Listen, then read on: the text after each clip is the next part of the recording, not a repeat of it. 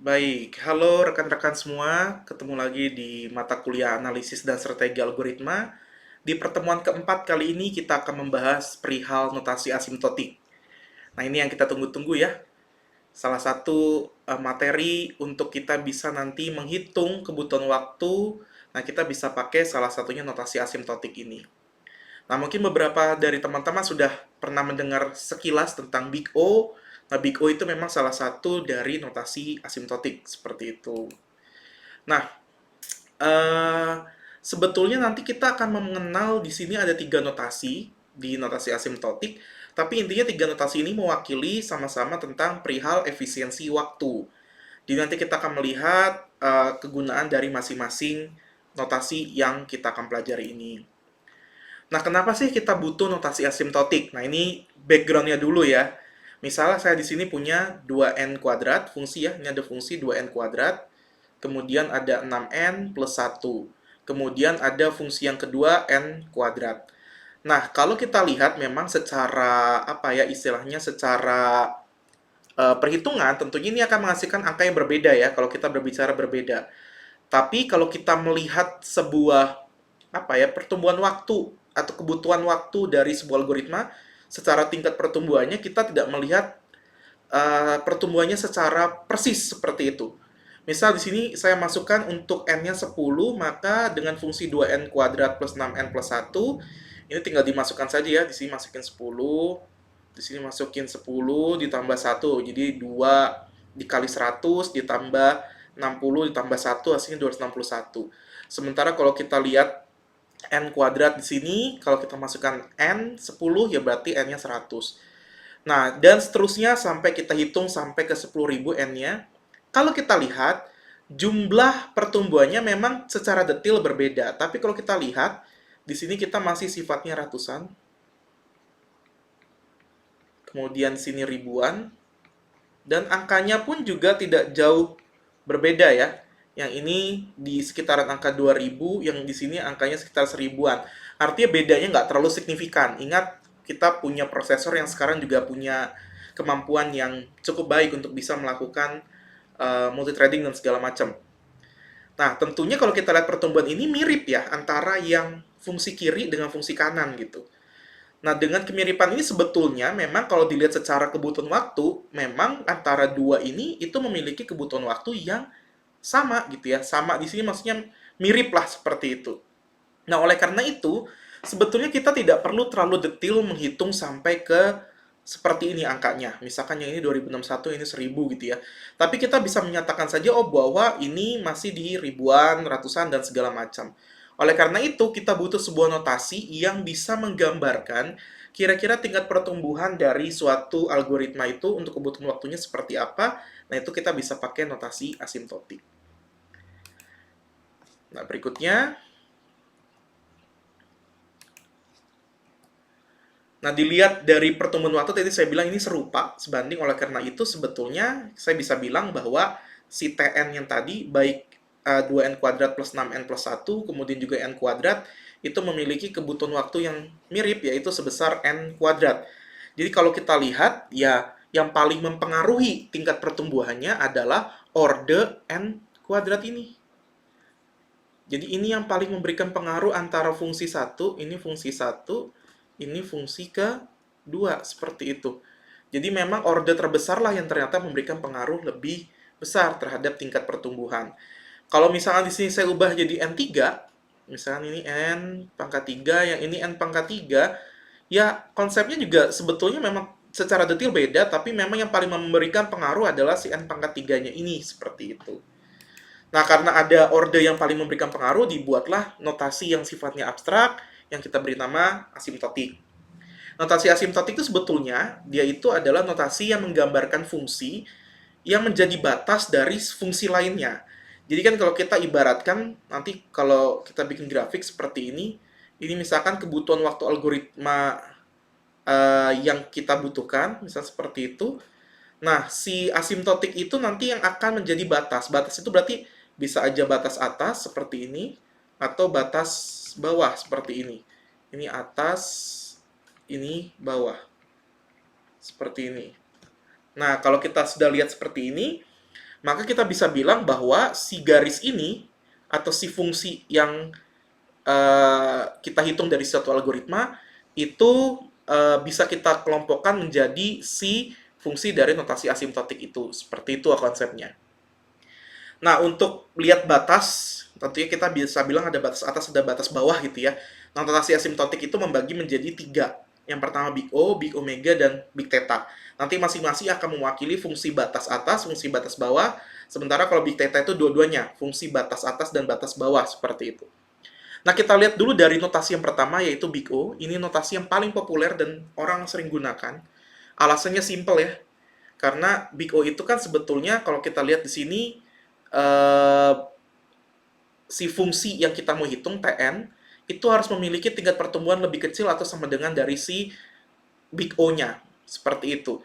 Nah, berarti kalau kita lihat secara gamblang, anggap ini garis grafiknya, kemudian ini algoritma yang kita ukur, maka si Big O itu akan selalu ada di atasnya, atau minimal sama dengan si garis dari yang fungsi kita hitungnya. Ini berarti Tn-nya di sini ya.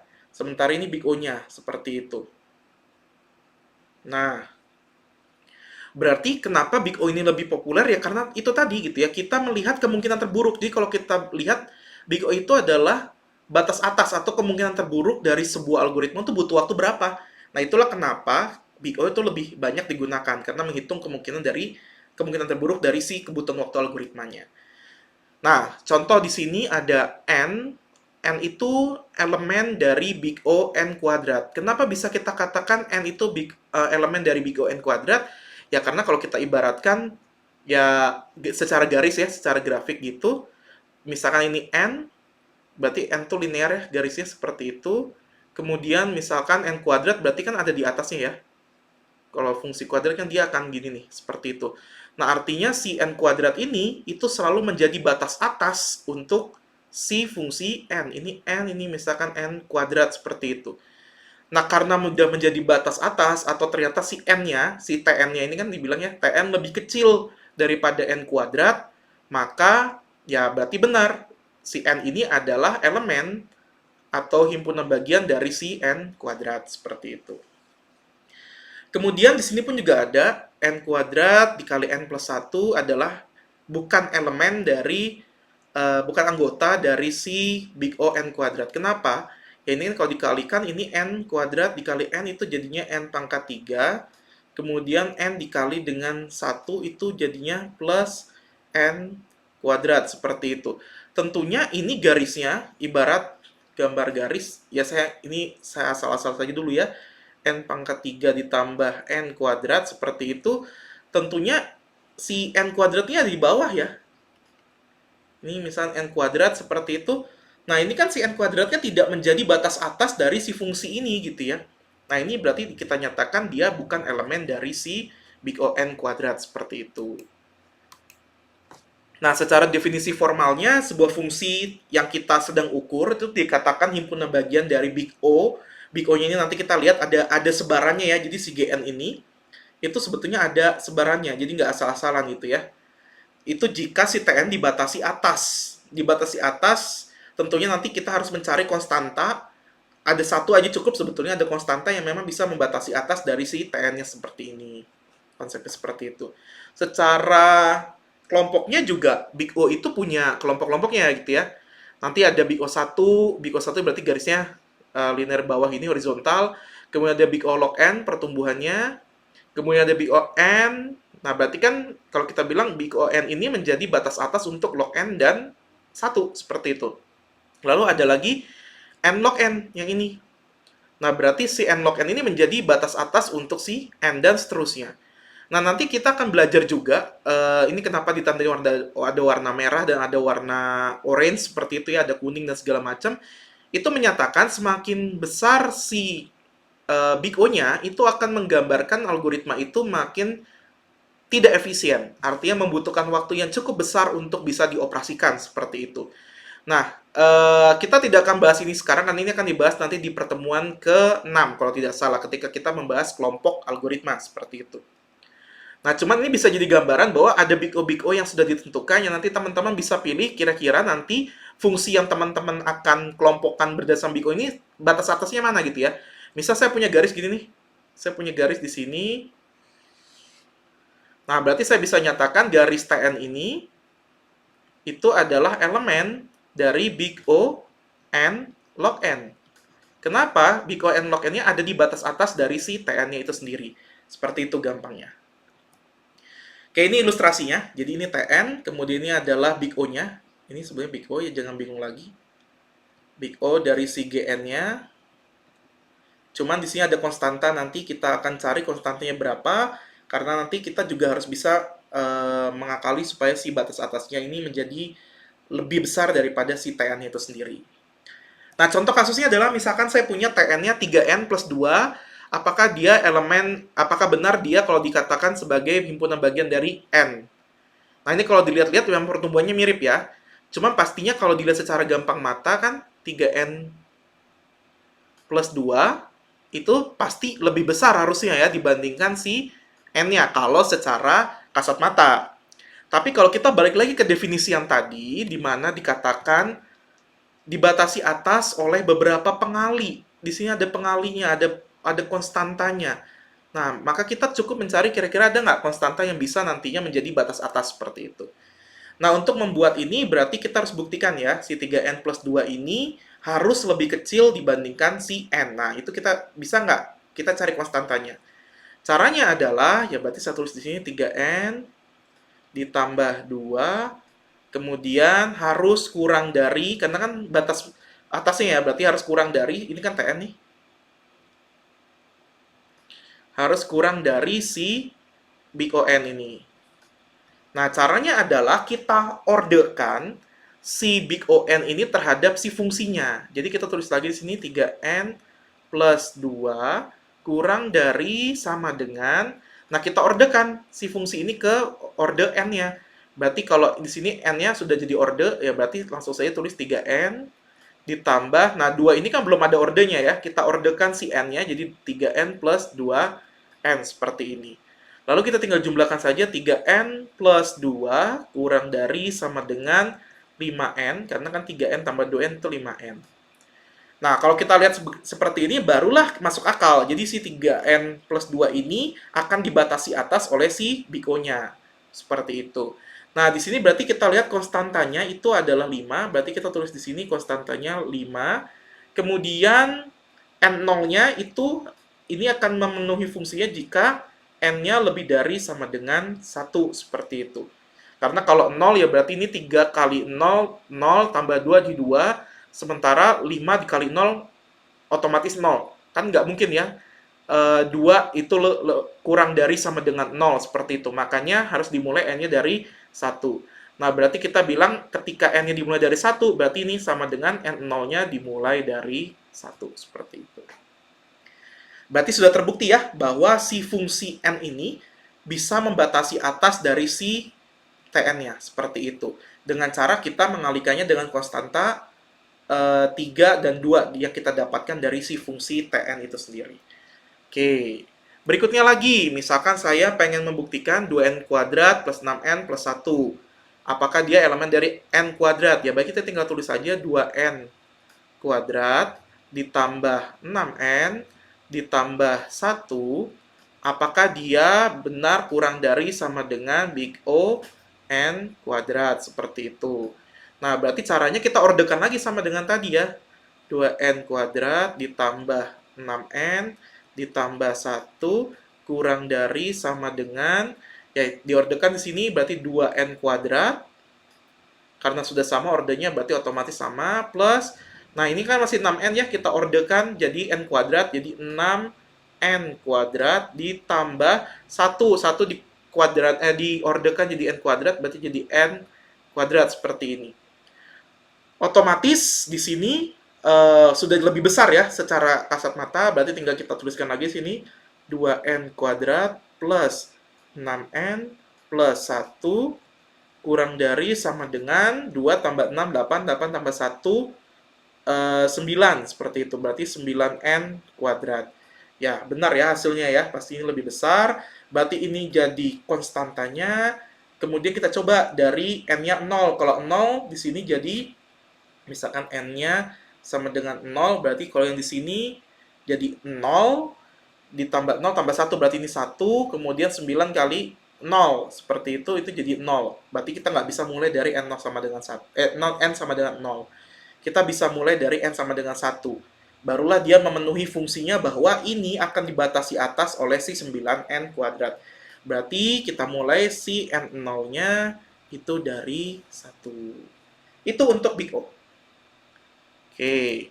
Berikutnya, ada Big Omega. Kalau Big Omega kebalikan dari Big O. Big O tadi membatasi atas, jadi dia akan lebih besar si fungsinya terhadap fungsi yang kita hitung dari suatu algoritma. Kalau Big Omega kebalikannya, dia itu membatasi bawah seperti itu. Artinya Tn itu akan memiliki tingkat pertumbuhan yang lebih besar dibandingkan si Big Omeganya seperti itu. Contoh di sini ada n pangkat 3, itu apakah elemen dari Big Omega n kuadrat? Benar ya, karena n pangkat 3 itu lebih besar dibandingkan n pangkat 2. Jadi nanti yang membatasi bagian bawah dari si fungsi n pangkat 3-nya ini Tn. Jangan lupa lagi, yang akan membatasi fungsi n pangkat 3 di bagian bawahnya adalah n pangkat 2. Kalau kita lihat di grafiknya, nah ini si n kuadrat ini ada, sorry, sebentar, terpencet tadi. Nah, ini n kuadratnya itu ada di bawah dari n pangkat 3. Kalau n pangkat 3 sekitar sini ya. Ini n pangkat 3, seperti itu. Nah, itu ada di bagian bawah dari fungsi yang Tn-nya tadi. Nah, itu gampangnya. Ya, ini pengertian secara formalnya tadi Big O dibatasi atas, sementara kalau Big Omega membatasi bawah, sama dia juga harus mencari kira-kira pengalinya seperti apa. Kemudian kita lihat gambarannya, jadi ini Tn-nya, ini fungsi yang kita cari. Itu kita dibatasi dengan si Big O-nya. Sorry, bukan Big O, tapi Big Omega dari si N-nya, seperti itu. Jadi batas bawah ya. Nah, kita buktikan sekarang.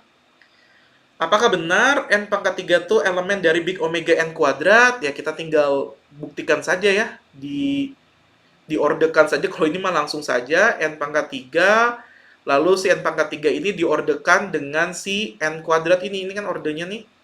Ya, berarti benar n pangkat 3 itu lebih besar sama dengan n pangkat 2. Dimulainya dari apa? Ketika ini dimulai dari n-nya sama dengan 0, berarti di sini juga nilainya 0, di sini nilainya 0. Dan sudah memenuhi ya. Berarti n-nya dimulai dari lebih dari sama dengan 0. Berarti n0-nya 0, konstantanya ya 1 ya, karena di sini sama-sama konstantanya 1. Di sini kan tidak terlihat ya satunya seperti itu. Ini jangan sampai lupa lagi matematika. Kemudian kalau terakhir adalah Big Theta. Ini notasi ketiga. Nah, Big Theta itu gabungan dari Big Omega dengan Big O, seperti itu. Jadi secara gamblang bahwa fungsi Tn ini memiliki tingkat pertumbuhan sama dengan fungsi dari si Fn-nya. Sama dengan ini mungkin tidak terlalu sama persis ya perkembangannya. Nih kalau dilihat dari formalnya, definisi secara matematiknya, jadi fungsi Tn ini akan dikatakan elemen dari Big saya agak lupa lagi. Big Theta itu dikatakan jika si Tn-nya dibatasi atas dan dibatasi bawah oleh si fungsi dari Big Theta-nya itu sendiri. Seperti itu. Jadi si Tn-nya atau fungsi yang kita hitungnya itu ada di tengah-tengah gitu ya.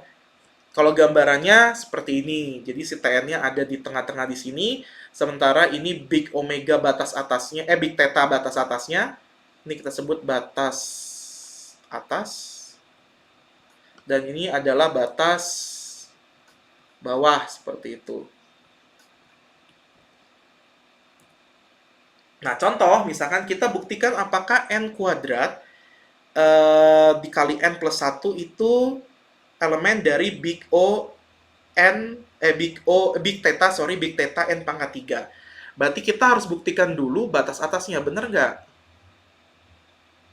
Nah, misal saya tulis di sini batas atas, kemudian kita tulis dulu di sini n pangkat 2, kemudian n plus 1. Kalau batas atas kan berarti harus kurang dari ya. Jadi kan kita pengen tahu si tetanya itu ada di atas atau enggak gitu ya.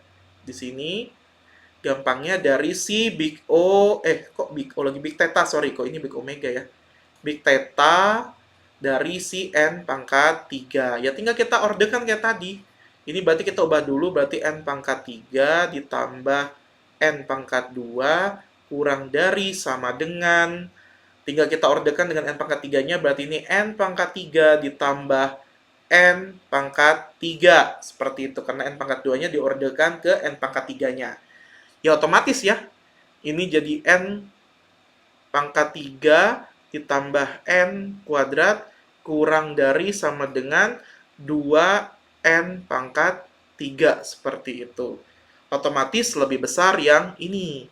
Terbukti ya, konstantanya berapa? Konstantanya itu dimulai dari 2. Kemudian ini akan memulai memenuhi syarat dari n 0-nya berupa 0. Kenapa? Ya kalau dimasukin 0 ini 0 juga, ini 0. Berarti sudah memenuhi kriteria batas atasnya. Kemudian ada batas bawahnya. Nah, batas bawah berarti kita harus cari konstanta yang bisa membatasi batas bawah gitu ya gampangnya. Berarti n pangkat 2 dikali n plus 1.